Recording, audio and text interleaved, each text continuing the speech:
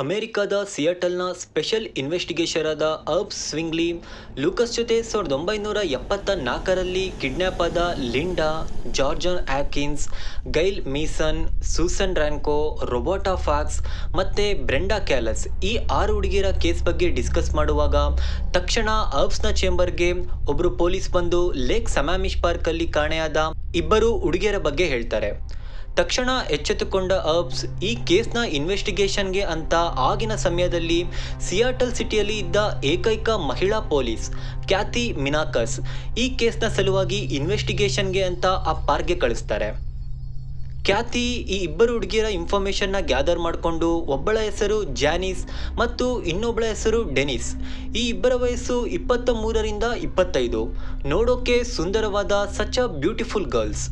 ಇದರಲ್ಲಿ ಜಾನಿಸ್ ಪಾರ್ಕ್ನ ವಾಶ್ರೂಮ್ಗೆ ಅಂತ ಹೋಗಿ ಮಿಸ್ ಆಗಿದ್ದಾಳೆ ಮತ್ತು ಡೆನಿಸ್ ಪಾರ್ಕಿಂಗ್ ಲಾಟಿಂದ ಮಿಸ್ ಆಗಿದ್ದಾಳೆ ಅಂತ ಕೇಸ್ನ ಕಾರಲ್ಲೇ ಸಮ್ಮರೈಸ್ ಮಾಡ್ತಾ ಇರ್ತಾಳೆ. ಲೇಕ್ ಸಮಾಮಿಶ್ ಪಾರ್ಕಿಗೆ ಬಂದಂತಹ ಕ್ಯಾಥಿ ಅಲ್ಲಿ ಬಂದು ಜಾನಿಸ್ನ ಫ್ರೆಂಡ್ಸ್ ಹತ್ರ ಕೇಳಿದಾಗ ಅವಳು ಲೇಕಿಂದ 100 ಮೀಟರ್ ರೇಡಿಯಸ್ ಅಲ್ಲಿ ಇದ್ದ ಆ ವಾಶ್ರೂಮ್ಗೆ ಹೋದ್ಲು, ಆಮೇಲೆ ಅಲ್ಲಿಂದ ಬರಲೇ ಇಲ್ಲ ಅಂತ ಹೇಳ್ತಾರೆ. ಆ ಸಮಯದಲ್ಲಿ ಆ ಪರ್ಟಿಕ್ಯುಲರ್ ವಾಶ್ರೂಮ್ ಯೂಸ್ ಮಾಡೋಕ್ಕೆ ಲೈನಲ್ಲಿ ನಿಂತಿದ್ದ ವುಮೆನ್ಸ್ನ ಕರೆಸಿ ಅವರ ಬಳಿ ವಿಚಾರಿಸ್ತಾಳೆ. ಅದರಲ್ಲಿ ಒಬ್ಬಳು ವುಮೆನ್, ನಾನು ಆ ಹುಡುಗಿನ ನೋಡಿದೆ, ಆ ಹುಡುಗಿ ನನ್ನ ಮುಂದೆನೇ ನಿಂತಿದ್ಲು, ಇವಳನ್ನು ಯಾರೋ ಹುಡುಗ ರೋಡ್ ಸೈಡಲ್ಲಿ ನಿಂತು ಆಯ್ ಅಂತ ವಿಶ್ ಮಾಡಿ ಕರೆದ, ಮೇಡಮ್ 1-2 ನಿಮಿಷ ನಾನು ಮತ್ತೆ ಬಂದು ಜಾಯ್ನ್ ಆಗ್ತೀನಿ ಅಂತ ಹೇಳಿ ಹೋದ್ಲು. ಇದನ್ನು ಕೇಳಿದ ಕ್ಯಾತಿಗೆ ಅದೇನೋ ಭರವಸೆ ಮೂಡ್ತು, ಏಕೆಂದರೆ ಕಳೆದ 6 ತಿಂಗಳಿಂದ 6 ಜನ ಗರ್ಲ್ಸ್ ಮಿಸ್ ಆಗಿದ್ದಾರೆ, ಒಂದೇ ಒಂದು ಸಣ್ಣ ಕ್ಲೂ ಸಹ ಇರಲಿಲ್ಲ. ಆದರೆ ಇದೇ ಫಸ್ಟ್ ಟೈಮ್ ಒಬ್ಬಳು ಐ ವಿಟ್ನೆಸ್ ಆ ಕಿಡ್ನಾಪರ್ನ ನೋಡಿದ್ದಾರೆ.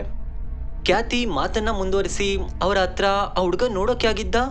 ಅದಕ್ಕೆ ಆ ವುಮೆನ್, ಆ ಹುಡುಗ ಸುಮಾರು 6 ಅಡಿ ಇರ್ಬೋದು, ನೋಡೋಕ್ಕೆ ಹ್ಯಾಂಡ್ಸಮ್ ಆಗೇ ಇದ್ದ, ಆದರೆ ಅವನ ಬಲ್ಗಡೆ ಕೈ ಫುಲ್ ಬ್ಯಾಂಡೇಜ್ ಹಾಕಿತ್ತು ಮತ್ತು ಅವನ ಎಡಗಡೆ ಕೈಯಲ್ಲಿ ಏನೋ ಐಟಮ್ ಇಟ್ಕೊಂಡಿದ್ದ ಮತ್ತು ಅವನ ಕಾರ್ ಹತ್ರ ನೋಡ್ತಾ ಆ ಹುಡುಗಿ ಹತ್ರ ಏನೋ ಮಾತಾಡ್ತಾ ಇದ್ದ. ನಾನು ಮತ್ತೆ ಗಮನ ಕೊಟ್ಟಿಲ್ಲ. ಕ್ಯಾತಿ ಆ ವುಮೆನ್ನ ಹತ್ರ ರಿಕ್ವೆಸ್ಟಿಂಗ್ ವಾಯ್ಸಲ್ಲಿ, ಅದು ಯಾವ ಕಾರ್ ಅಂತ ನೋಡಿದ್ರಾ ಅಂದಾಗ ಆ ಲೇಡಿ ಯೋಚಿಸ್ತಾ, ನನಗೆ ಸರಿಯಾಗಿ ನೆನಪಾಗ್ತಾ ಇಲ್ಲ, ಅದು ಬಹುಶಃ ವೋಲ್ಸ್ ವ್ಯಾಗನ್ ಬಗ್ ಮಾಡೆಲ್ ಕಾರು ಅಂತ ಅನ್ಸತ್ತೆ, ಬ್ರೌನ್ ಕಲರ್ ಇತ್ತು ಅಂತ ಅಂತಾಳೆ. ಕ್ಯಾತಿಗೆ ಈ ವುಮೆನ್ನಿಂದ ಕೇಸ್ಗೆ ಬೇಕಾದ ಅದೆಷ್ಟೋ ವಿಷಯಗಳು ಸಿಗತ್ತೆ. ತಕ್ಷಣ ಅವಳಿಗೆ ಮಿಸ್ಸಿಂಗ್ ಆದ ಡೆನಿಸ್ ನೆನಪಾಗ್ತಾಳೆ. ಕ್ಯಾತಿ ತಡ ಮಾಡದೆ ಅವಳು ಮಿಸ್ ಆಗಿದ್ದ ಪಾರ್ಕಿಂಗ್ ಲಾಟ್ ಬಳಿ ಹೋಗ್ತಾಳೆ. ಅಲ್ಲಿ ಅವಳು ವಾಚ್ಮ್ಯಾನ್ ಹತ್ರ ಡೆನಿಸ್ ಫೋಟೋ ತೋರಿಸಿದಾಗ ಆ ವಾಚ್ಮ್ಯಾನ್ ಗಿಳಿ ಮರಿತಾರ, ಮ್ಯಾಮ್ ಇವರು ಅವಾಗಲೇ ಪಾರ್ಕಿಂಗ್ ಹತ್ರ ಬಂದಿದ್ರು, ಇವರು ಒಬ್ಬ ಹುಡುಗನ ಹತ್ರ ಮಾತಾಡ್ತಾ ಅವನ ಕಾರ್ ಹತ್ತಿ ಹೋದ್ರು ಅಂದ. ಕ್ಯಾತಿ ತನ್ನ ಪೊಲೀಸ್ ದೃಷ್ಟಿಕೋನದಿಂದ ಯೋಚಿಸ್ತಾ, ಇಲ್ಲಿ ದಿನಕ್ಕೆ 100 ಕಾರ್ ಬರುತ್ತೆ, ಆದರೆ ಇವಳು ಹತ್ತಿ ಹೋದ ಬಗ್ಗೆ ಮಾತ್ರ ಅದ್ಯಾಗ ಅಷ್ಟು ಆಕ್ಯುರೇಟ್ ಆಗಿ ಹೇಳ್ತೀಯಾ ಅಂತ ಕೇಳಿದಾಗ ಆ ವಾಚ್ಮ್ಯಾನ್, ಮೇಡಮ್ ನನಗೆ ನೆನಪಿರೋದು ಆ ಹುಡುಗಿ ಅಲ್ಲ, ಆ ಕಾರ್ ಓನರ್ ಹುಡುಗ.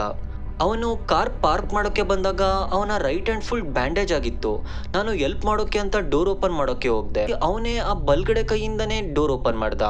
ನನಗದನ್ನು ನೋಡಿ ಫುಲ್ ಶಾಕ್ ಆಯಿತು. ಆಮೇಲೆ ಅವನು ಹೋಗಿ ಡಿಕ್ಕಿನ ಓಪನ್ ಮಾಡಿ ಅದರಿಂದ ಕೆಲವು ಐಟಮ್ನ ತೊಗೊಂಡು ಹೋದ. ಆದರೆ ಅದನ್ನು ವಾಪಸ್ ಇಡೋಕೆ ಬಂದಾಗ ಮಾತ್ರ ಆ ಹುಡುಗಿನ ಎಲ್ಪ್ಗೋಸ್ಕರ ಕರ್ಕೊಂಬಂದಿದ್ದ. ನಂತರ ಕ್ಯಾತಿ ಆ ವಾಚ್ಮ್ಯಾನ್ ಹತ್ರ, ಅವನು ನೋಡೋಕ್ಕೆ ಹೇಗಿದ್ದ ಅಂದಾಗ ಈ ಹಿಂದೆ ಆ ವುಮೆನ್ ಹೇಳ್ದ ಹಾಗೆ ಸೇಮ್ ಮತ್ತೊಂದು ಸತಿ ರಿಪಿಟೇಷನ್, ಒಂದು ಅಕ್ಷರನೂ ಸಹ ಮಿಸ್ ಮಾಡಿದೆ, ಒಂದು 6 ಅಡಿ ಇದ್ದ, ವೋಲ್ಸ್ ವ್ಯಾಗನ್ ಬಗ್ ಮಾಡೆಲ್ ಕಾರ್ ಅಂತ ಅನ್ಸತ್ತೆ, ಜೊತೆಗೆ ಅವನಿಗೆ ಬ್ಲೂ ಐಸ್ ಇತ್ತು. ಆ ಹುಡುಗಿ ಹತ್ರ ಅವನು ನಿಮ್ಮ ನೇಮ್ ಏನು ಅಂತ ಕೇಳಿದ್ದಕ್ಕೆ ಅವಳು ಡೆನಿಸ್ ಅಂದಿದ್ಲು ಮತ್ತು ಇವನ ಹೆಸರನ್ನ ಕೇಳಿದ್ದಕ್ಕೆ ಇವನು ಟೆಡ್ ಅಂತ ಹೇಳ್ದ. ಕ್ಯಾತಿ ಈ ವಾಚ್ಮ್ಯಾನಿಂದ ಒಂದು ಕೇಸ್ನ ಸಾಲ್ವ್ ಮಾಡೋಕ್ಕೆ ಬೇಕಾದ ಸುಮಾರು 80% ಇನ್ಫಾರ್ಮೇಷನ್ ಸಿಕ್ಕಿರುತ್ತೆ. ಇನ್ನು ಅವಳಿಗೆ ಬೇಕಾಗಿರೋದು ಒಂದು ಸಾಲಿಡ್ ಎವಿಡೆನ್ಸ್ ಮತ್ತು ಆ ವ್ಯಕ್ತಿಯ ಒಂದು ಫೋಟೋ ಅಷ್ಟೇ.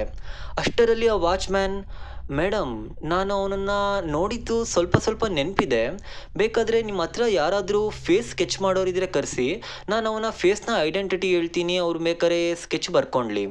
ನಿಜಕ್ಕೂ ಅವತ್ತು ಕ್ಯಾತಿ ಬಲ್ಗಡೆ ಎದ್ದಿರ್ತಾಳೆ. ಆ ವಾಚ್ಮ್ಯಾನ್ನ ಕರ್ಕೊಂಡು ಆ ಟೆಡ್ ಅನ್ನೋ ವ್ಯಕ್ತಿ ಸ್ಕೆಚ್ ಬಿಡಿಸಿ ಎಲ್ಲ ಲೋಕಲ್ ನ್ಯೂಸ್ ಪೇಪರಲ್ಲಿ ಪಬ್ಲಿಷ್ ಮಾಡಿಸ್ತಾರೆ. ಈ ಕಡೆ ಅವಳಿಗೆ ಗ್ಯಾದರ್ ಆಗಿದ್ದ ಈ ಟೆಡ್ ಬಂಡಿ ಅನ್ನೋ ಹೆಸರು ಮತ್ತೆ ವೋಲ್ಕ್ಸ್ ವ್ಯಾಗನ್ ಬಗ್ ಮಾಡೆಲ್ ಕಾರ್ ಈ ಇನ್ಫಾರ್ಮೇಶನ್ ನ ತೆಗೆದು ಈ ಪರ್ಟಿಕ್ಯುಲರ್ ಮಾಡೆಲ್ ಓನರ್ ನ ರೆಕಾರ್ಡ್ಸ್ ತೆಗಿತಾರೆ. ಸ್ನೇಹಿತರೆ, ಇದು ಸುಮಾರು 1980s ನ ಕೇಸ್. ಆ ಸಮಯದಲ್ಲಿ ಈಗಿನಷ್ಟು ಟೆಕ್ನಾಲಜಿ ಇರಲಿಲ್ಲ ಮತ್ತೆ ಎಲ್ಲನೂ ಸಹ ಪೇಪರ್ಸ್ ಗಳಲ್ಲಿ ರೆಕಾರ್ಡ್ ಆಗಿರ್ತಿತ್ತು. ಆ ಸಮಯದಲ್ಲಿ ಸಿಯಾಟಲ್ ಸಿಟಿಯಲ್ಲಿ ವೋಲ್ಕ್ಸ್ ವ್ಯಾಗನ್ ಬಗ್ ಮಾಡೆಲ್ ಕಾರ್ ಇದ್ದವರ ಸಂಖ್ಯೆ ಸರಿಸುಮಾರು 20,000ಕ್ಕಿಂತ ಹೆಚ್ಚು. ಪೊಲೀಸರು ವಾರಗಟ್ಟಲೆ ಶಿಫ್ಟ್ ವೈಸ್ ಆಗಿ ದಿನಪೂರ್ತಿ ಎಲ್ಲ ವೆಹಿಕಲ್ಸ್ ರೆಕಾರ್ಡ್ನ ಚೆಕ್ ಮಾಡಿ ಅದರಲ್ಲಿ ಸುಮಾರು 50ಕ್ಕಿಂತ ಹೆಚ್ಚಿನ ಜನ ಟೆಡ್ ಮತ್ತೆ ಈ ಬಗ್ ಮಾಡೆಲ್ ಕಾರ್ ಇದ್ದವನ್ನ ಶಾರ್ಟ್ ಲಿಸ್ಟ್ ಮಾಡ್ತಾರೆ. ಮತ್ತೆ ಈ ವ್ಯಕ್ತಿಗಳನ್ನ ಇನ್ವೆಸ್ಟಿಗೇಷನ್ ಮಾಡಿದಾಗ ಗೊತ್ತಾಗುತ್ತೆ ಇವ್ರು ಯಾರು ಸಹ ಪೊಲೀಸ್ ಹುಡುಕ್ತಾ ಇದ್ದಂತಹ ಟೆಡ್ ಆಗಿರ್ಲಿಲ್ಲ. ಪೊಲೀಸರಿಗೆ ಇನ್ವೆಸ್ಟಿಗೇಷನ್ ಮಾಡೋಕೆ ಅಂತ ಕೇವಲ ಈ ಟೆಡ್ ನ ಒಂದು ಕೇಸ್ ಮಾತ್ರ ಅಲ್ಲ, ಒಬ್ಬೊಬ್ಬ ಪೊಲೀಸರಿಗೂ ಸಹ 10 ಕೇಸ್ನ ಇನ್ವೆಸ್ಟಿಗೇಷನ್ ರೆಸ್ಪಾನ್ಸಿಬಿಲಿಟೀಸ್ ಇರುತ್ತೆ ಮತ್ತು ಇವುಗಳ ಜೊತೆ ಅವರು ಅವರ ದಿನನಿತ್ಯದ ಡ್ಯೂಟಿನೂ ಸಹ ಮಾಡಬೇಕಾಗಿರುತ್ತೆ. ಈ ಎಲ್ಲ ರೆಸ್ಪಾನ್ಸಿಬಿಲಿಟೀಸ್ನ ಖ್ಯಾತಿ ತಲೆ ಮೇಲೆ ಹಾಕೊಂಡು ಎಸ್ಪೆಷಲಿ ಟೆಡ್ ಮತ್ತೆ ಆ ಬಗ್ ಕಾರ್ನ ಬಗ್ಗೆ ಯೋಚಿಸ್ತಾ ಹಾಗೆ ತನ್ನ ಕುರ್ಚಿಗೆ ತಲೆ ಒರಗಿಸಿ ಕಣ್ಮುಚ್ಚಿ ರೆಸ್ಟ್ ಮಾಡ್ತಾಳೆ. ವಾರಗಟ್ಟಲೆ ನಿದ್ದೆ ಇಲ್ಲದೆ ಹಲವಾರು ವಿಷಯಗಳನ್ನ ತಲೆಗೆ ಹಾಕೊಂಡು ಇದೇ ಯೋಚನೆಗಳಲ್ಲಿ ಖ್ಯಾತಿಗೆ ಆ ಒಂದು ನಿದ್ದೆಯ ಮಂಪರಿನಲ್ಲಿ ಇನ್ನೇನು ನಿದ್ದೆಗೆ ಜಾರಬೇಕು. ಅವಳ ಟೇಬಲ್ನ ಮುಂದಿದ್ದ ಫೋನ್ಗೆ ಒಂದು ಕಾಲ್ ಬರುತ್ತೆ. ವಾಸ್ತವಕ್ಕೆ ಬಂದ ಖ್ಯಾತಿ ಆ ಕಾಲ್ನ ರಿಸೀವ್ ಮಾಡಿ ಅಲೋ ಅಂದಾಗ ಆ ಕಡೆಯಿಂದ ಒಂದು ಹುಡುಗಿಯ ನಡುಗುವ ಧ್ವನಿ. ಅವಳ ಹೆಸರನ್ನ ಸಹ ಹೇಳ್ದೆ, ಮೇಡಮ್, ನನಗೆ ನನ್ನ ಬಾಯ್ ಫ್ರೆಂಡ್ ಕಂಡ್ರೆ ಯಾಕೋ ಇತ್ತೀಚೆಗೆ ತುಂಬ ಭಯ ಆಗ್ತಾ ಇದೆ. ಖ್ಯಾತಿ ಅದಕ್ಕೆ ಏನಾಯಿತು ಸ್ವಲ್ಪ ಡೀಟೇಲ್ ಆಗಿ ಹೇಳಿ ಅಂದಾಗ, ಮೇಡಮ್, ಅದು ನನ್ನ ಬಾಯ್ ಫ್ರೆಂಡ್ ರಾತ್ರಿ ನನ್ನ ಹತ್ರ ಹೇಳ್ದೆ ಒಬ್ಬನೇ ಎದ್ದು ಎಲ್ಲೆಲ್ಲೋ ಹೋಗ್ತಾನೆ. ನನಗೆ ಅನುಮಾನ ಬಂದಿದ್ದಕ್ಕೆ ಅವನ ಫಾಲೋ ಮಾಡಿದಾಗ ಅವನು ಬೇರೆ ಯಾವುದೋ ಹುಡುಗಿನ ಫಾಲೋ ಮಾಡ್ತಾ ಇದ್ದ. ಮತ್ತೆ ಅವನ ಕಾರ್ನ ನಾನು ಶಾಪಿಂಗ್ಗೆ ಅಂತ ಅವನಿಗೆ ಹೇಳ್ದೆ ತಗೊಂಡೆ. ಅವನ ಕಾರ್ನ ಡಿಕ್ಕಿಲಿ ಒಂದು ಚಾಕು ಮತ್ತು ಅದರ ಫುಲ್ ರಕ್ತ ಇತ್ತು. ನನಗೆ ಇದನ್ನು ನೋಡಿದ್ರೆ ತುಂಬ ಭಯ ಆಗ್ತಾ ಇದೆ. ನಾನು ಅವನ ಹತ್ರನೂ ಏನೂ ವಿಚಾರಿಸಿಲ್ಲ, ಡೈರೆಕ್ಟಾಗಿ ನಿಮಗೆ ಫೋನ್ ಮಾಡ್ತಾ ಇದ್ದೀನಿ. ಅದಕ್ಕೆ ಖ್ಯಾತಿ ಅದು ಯಾವ ಕಾರ್ ಅಂತ ಅಂದಿದ್ದಕ್ಕೆ ಅದಕ್ಕವಳು ಅದು ವೋಲ್ಕ್ಸ್ ವ್ಯಾಗನ್ನ ಬಗ್ ಮಾಡೆಲ್ ಕಾರ್ ಅಂತ ಅನ್ಸುತ್ತೆ ಮ್ಯಾಮ್ ಅಂತಾಳೆ. ಈ ಕಡೆ ಖ್ಯಾತಿ ಒಂದು ಕ್ಷಣನೂ ಸಹ ಯೋಚನೆ ಮಾಡಿದೆ, ನಿಮ್ಮ ಬಾಯ್ ಫ್ರೆಂಡ್ ಹೆಸರೇನಂತ ಅಂದ್ರಿ ಅಂದಾಗ ಆ ಹುಡುಗಿ ಅದು ಬಂಡಿ, ಟೆಡ್ ಬಂಡಿ ಅಂತ ಹೇಳ್ತಾಳೆ. ಖ್ಯಾತಿಗೆ ಫೋನ್ನ ಆ ಸೈಡಲ್ಲಿ ಯಾವುದೋ ಹುಡುಗಿ ಅಲ್ಲ, ಸಾಕ್ಷಾತ್ ದೇವ್ರೇ ಕಾಲ್ ಮಾಡಿ ಈ ನರ ಅಂತಕನ ಇನ್ಫಾರ್ಮೇಶನ್ ಕೊಡ್ತಿದ್ದಾರೆ ಅಂತ ಅನ್ಸುತ್ತೆ. ಖ್ಯಾತಿ ಒಂದು ಸ್ವಲ್ಪನೂ ಸಮಯ ವ್ಯರ್ಥ ಮಾಡದೆ ಆ ಟೆಡ್ ಬಂಡಿ ಅಡ್ರೆಸ್ನ ಕಲೆಕ್ಟ್ ಮಾಡಿಕೊಂಡು ಅವರನ್ನು ಸ್ಟೇಷನ್ಗೆ ಎಂಕ್ವೈರಿಗೆ ಕರೆಸ್ತಾಳೆ. ಟೆಡ್ ಬಂಡಿ ಎನ್ಕ್ವೈರಿಗೆ ಅಂತ ಸ್ಟೇಷನ್ಗೆ ಬಂದಾಗ ಅವನನ್ನು ನೋಡಿ ಖ್ಯಾತಿ ಮಾತ್ರ ಅಲ್ಲ ಉಳಿದ ಪೊಲೀಸರಿಗೂ ಸಹ ಫುಲ್ ಕನ್ಫ್ಯೂಸ್ ಆಗುತ್ತೆ. ಯಾಕಂದರೆ ಫುಲ್ ಡೀಸೆಂಟಾಗಿ ಕ್ಲೀನ್ ಶೇವ್ ಮಾಡಿಕೊಂಡು ವೆಲ್ ಹೈಜೀನ್ ಮೇಂಟೈನ್ ಮಾಡಿಕೊಂಡು ಸ್ಯೂಟ್ ಹಾಕ್ಕೊಂಡು ಪೊಲೀಸ್ ಕೇಳಿದ ಎಲ್ಲ ಪ್ರಶ್ನೆಗಳಿಗೂ ಅಷ್ಟು ಡೀಸೆಂಟಾಗಿ ಮತ್ತು ಪೊಲೈಟಾಗಿ ಫುಲ್ ಕೋಪರೇಷನಿಂದ ಇನ್ವೆಸ್ಟಿಗೇಷನ್ಗೆ ಈ ಟೆಡ್ ಬಂಡಿ ಹೆಲ್ಪ್ ಮಾಡ್ತಾ ಇರ್ತಾರೆ. ಈ ಕಡೆ ಖ್ಯಾತಿ ಪರ್ಸ್ನಲ್ ಆಗಿ ಟೆಡ್ನ ಎಂಕ್ವೈರಿ ಮಾಡಿದಾಗ ಅವನು ಸ್ಮೈಲಿ ಫೇಸಿಂದಾನೇ ಎಲ್ಲ ಪ್ರಶ್ನೆಗಳಿಗೂ ಕಾಮಾಗಿ ಆನ್ಸರ್ ಮಾಡ್ತಾನೆ. ಒಂದು ಕ್ಷಣ ಖ್ಯಾತಿಗೇನೆ ಹೇ, ಈ ಥರ ಒಬ್ಬ ಡೀಸೆಂಟ್ ಜೆಂಟಲ್ ಮ್ಯಾನ್ ಈ ಕಿಡ್ನಾಪ್ಗಳನ್ನು ಮಾಡೋಕ್ಕೆ ಸಾಧ್ಯನಾ ಅಂತ ಕನ್ಫ್ಯೂಸ್ ಆಗ್ತಾಳೆ. ಬಟ್ ಫಾರ್ಮ್ಯಾಲಿಟೀಸಿಗೆ ಅಂತ ಈ ಟೆಡ್ ಬಂಡಿಯ ಫೋಟೋ ತಗೊಂಡು ಕಳಿಸ್ಕೊಡ್ತಾರೆ. ಈ ಫೋಟೋಸ್ನ ಆ ಪಾರ್ಕ್ನ ಐ ವಿಟ್ನೆಸ್ಗಳ ಹತ್ರ ತೋರಿಸಿದಾಗ ಅವತ್ತಿದ್ದಿದ್ದ ವ್ಯಕ್ತಿ ಬೇರೆ ಥರ ಇದ್ರು, ಅದು ಇವರೆಲ್ಲ ಅನ್ಸತ್ತೆ ಅಂತ ಖುದ್ದಾಗಿ ಆ ವಾಚ್ಮ್ಯಾನ್ನೇ ಹೇಳ್ದ. ಯಾಕಂದರೆ ಅವತ್ತು ಪಾರ್ಕಲ್ಲಿ ಇದ್ದಿದ್ದ ವ್ಯಕ್ತಿ ಕಿವಿ ಮುಚ್ಚೋವರೆಗೆ ಕೂದಲನ್ನು ಬೆಳೆಸಿದ್ದು, ಆದರೆ ಇವಾಗ ಈ ವ್ಯಕ್ತಿ ಡೀಸೆಂಟಾಗಿ ಕ್ರಾಪ್ ಹೇರ್ ಸ್ಟೈಲ್ ಬಿಟ್ಟಿದ್ದ. ಆದರೆ ಇಬ್ಬರಲ್ಲೂ ಇದ್ದ ಒಂದು ಸಿಮಿಲ್ಯಾರಿಟೀಸ್ ಅಂತ ಅಂದರೆ ಆ ಬ್ಲೂ ಐಸ್. ಇದಾಗಿ ಸರಿಸುಮಾರು 3 ತಿಂಗಳಾಗತ್ತೆ. ಇಡೀ ಸಿಯಾಟಲ್ಲೇ ಫುಲ್ ಸೈಲೆಂಟ್ ಆಗಿರುತ್ತೆ. ಸಣ್ಣ ಕ್ರೈಮ್ ಸಹ ಆಗಿರಲ್ಲ ಮತ್ತೆ ಒಂದು ಕಿಡ್ನಾಪ್ ಸಹ ಇಲ್ಲ. ಪೊಲೀಸ್ಗೆ ಈ ಕ್ರಿಮಿನಲ್ನ ಹಿಡಿಯೋಕೆ ಒಂದು ಸಣ್ಣ ಮೂವ್ ಸಹ ಸಿಗಲಿಲ್ಲ. ಇದರ ಮೇಲೆ ಮೇಲಾಧಿಕಾರಿಗಳಿಂದ ಇಂದಿನ ಕೇಸ್ ಬಗ್ಗೆ ಪ್ರೆಷರ್ ಮೇಲೆ ಪ್ರೆಷರ್ ಇತ್ತು. ಸ್ನೇಹಿತರೆ, ಪೊಲೀಸರಿಗೆ ಈ ಪರ್ಟಿಕ್ಯುಲರ್ ಕೇಸ್ ಕಬ್ಬಿಣದ ಕಡಲೆ ಆದಾಗಿರುತ್ತೆ. ಈ ಸರಣಿ ಕಿಡ್ನಾಪ್ಗಳನ್ನು ಮಾಡ್ತಾ ಇದ್ದಿದ್ದ ವ್ಯಕ್ತಿ ಇದ್ದಕ್ಕಿದ್ದಾಗೆ ಕಿಡ್ನಾಪ್ಗಳನ್ನು ನಿಲ್ಲಿಸಿದ್ಯಾಕೆ? ಪೊಲೀಸ್ ಇನ್ವೆಸ್ಟಿಗೇಷನ್ನ ಗೆಸ್ ಮಾಡಿ ಇದನ್ನೆಲ್ಲ ನಿಲ್ಲಿಸಿದ್ರ, ಅಥವಾ ಈ ಕಿಡ್ನಾಪ್ ಮಾಡ್ತಾ ಇದ್ದಿದ್ದ ವ್ಯಕ್ತಿ ಆ ಊರನ್ನೇ ಬಿಟ್ಟೋದ್ರ? ಪೊಲೀಸರು ಸಂಪೂರ್ಣ ಕನ್ಫ್ಯೂಸ್ ಆಗಿರ್ತಾರೆ. ಈ ಒಂದು ಫ್ರಸ್ಟ್ರೇಷನ್ನ ನಡುವೆನೇ ಖ್ಯಾತಿಗೆ ಒಂದು ದಿನ ಕಾಲ್ ಬರುತ್ತೆ. ಅದು ಯೂಟಾ ಸಿಟಿಯಿಂದ.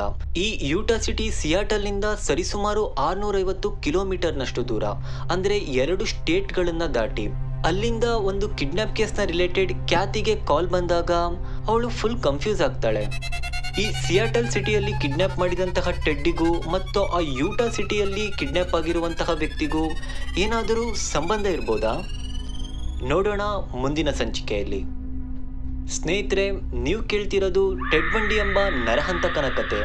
ಈ ಎಕ್ಸ್ಕ್ಲೂಸಿವ್ ಪಾಡ್ಕಾಸ್ಟ್ನ ಮುಂದಿನ ಭಾಗವನ್ನು ಕೇಳೋಕ್ಕೋಸ್ಕರ ಈಗಲೇ ನಿಮ್ಮ ತನ್ಮಯ ಕನ್ನಡ ಪಾಡ್ಕಾಸ್ಟ್ನ ಸಬ್ಸ್ಕ್ರೈಬ್ ಮಾಡ್ಕೊಳ್ಳಿ. ಧನ್ಯವಾದಗಳು.